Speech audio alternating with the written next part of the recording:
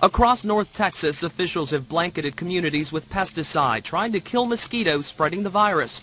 But it hasn't been enough to stop the epidemic in Dallas. 78-year-old Korean War veteran James Blessing didn't know if he'd survive when he checked into a hospital last month. When I come in, I was just sluggish. The second day I come in, I was worse. And the third day, it just knocked me flat on my back. Officials have urged residents to protect themselves, but with 10 to 15 new confirmed human cases every day just in Dallas County, Health and Human Services Director Zachary Thompson says the time to declare a public health emergency is here. This is the worst I've ever seen it. We're talking about a third world virus in a 21st century country, and since 1999, we still don't have a medication for humans.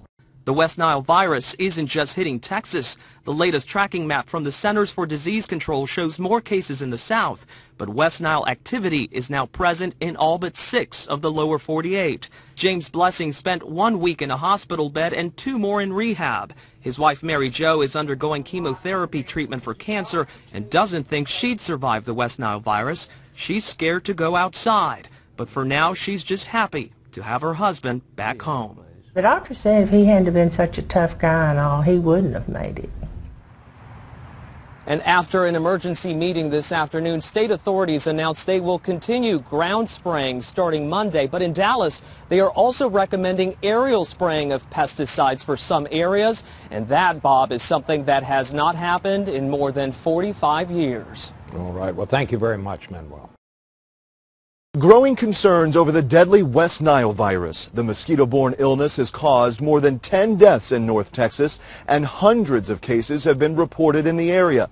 Federal and local officials holding a meeting 1 day after Dallas County declared a public health emergency. This is a major outbreak.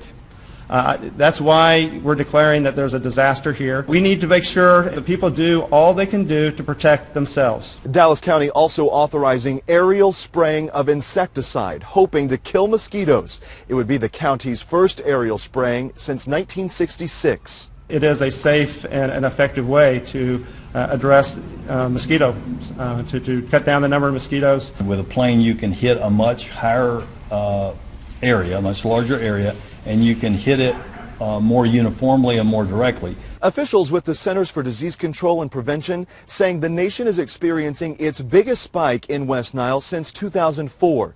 In Oklahoma, the number of cases increasing dramatically across the state. At least 31 have been confirmed so far this year. That's more than the past 4 years combined. And in Indiana, health officials have confirmed about 5 cases of West Nile. At least 1 has been reported in Nebraska.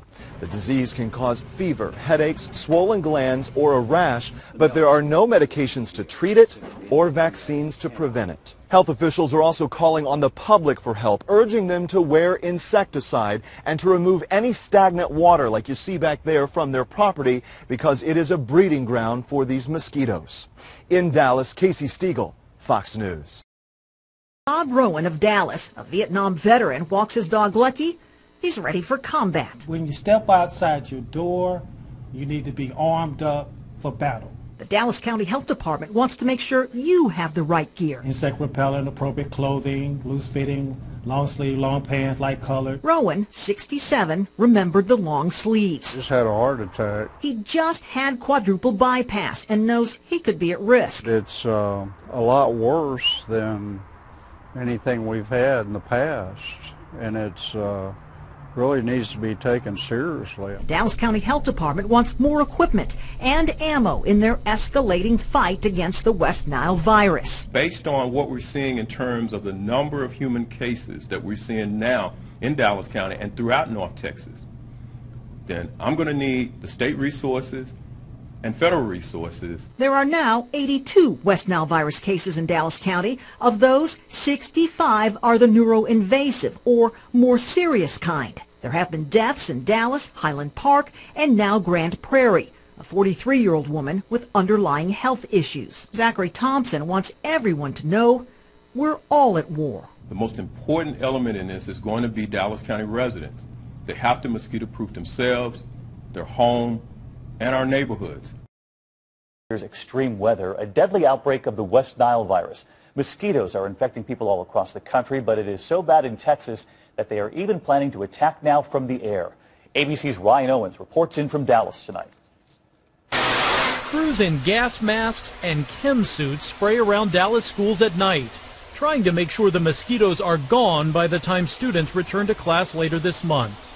Dallas County, home to almost 3 million people, just declared that public health emergency. It's never seen this many cases this early in August.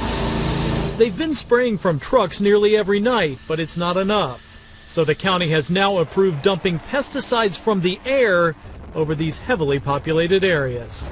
We're talking about a third world virus that we don't have a blueprint to say this works versus, another plan. Scientists say the virus is more common this summer because the unusually warm winter meant fewer freezes that kill mosquitoes.